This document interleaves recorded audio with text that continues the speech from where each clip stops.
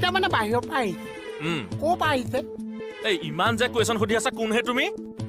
মোহন চেৰি বেহাবা আপুচ বাহ এই চেহেৰালৈ তুমি কোনটো চিআইডি ডিপাৰ্টমেণ্টত কাম কৰা হে